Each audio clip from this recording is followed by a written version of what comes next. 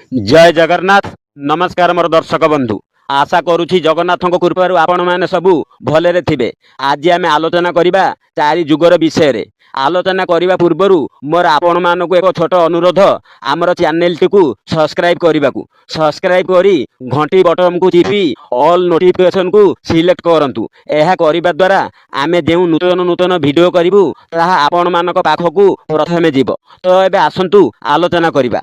पुराण शास्त्र रे कौन सब लिखा अछि चारि जुगर विषय रे। ब्रह्मा जेबे सृष्टिर रचना कले काल को चारि भाग रे विभक्त कले, यथा सत्य युग, त्रेतया युग, द्वापर युग और कली युग। सत्य युगर वर्षर परिमाण थिला 17,28,000 वर्ष। त्रेतया युगर वर्षर परिमाण थिला 12,96,000 वर्ष। द्वापर युगर वर्षर परिमाण थिला 8,64,000 वर्ष। आउ कली युगर वर्षर परिमाण थिला 4,32,000 वर्ष। वर्तमान सुधा 4,27,000 वर्ष बाकी अछि। सत्य युगरे विष्णुकर अवतार थिला मत्स्यप अवतार, कश्यप अवतार, वराह अवतार, नृसिंह अवतार। त्रेतया युगर अवतार थिले परशुराम अवतार, श्रीराम अवतार, वामन अवतार। द्वापर युगर अवतार थिले श्रीकृष्ण अवतार।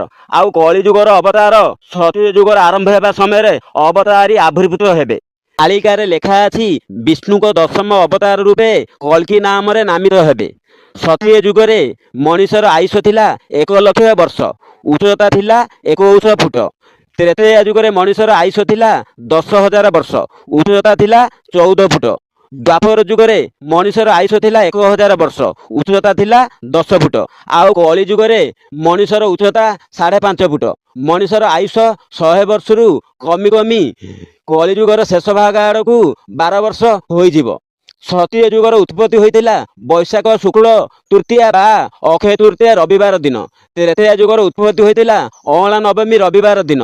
द्वापर युगर उत्पत्ति होइतिला भाद्र कृष्ण त्रयोदशी गुरुवार दिन। आउ कली युगर उत्पत्ति होइतिला माघ पूर्णिमा शुक्रवार दिन। आज्ञा रहुची। नमस्कार। जय जगन्नाथ।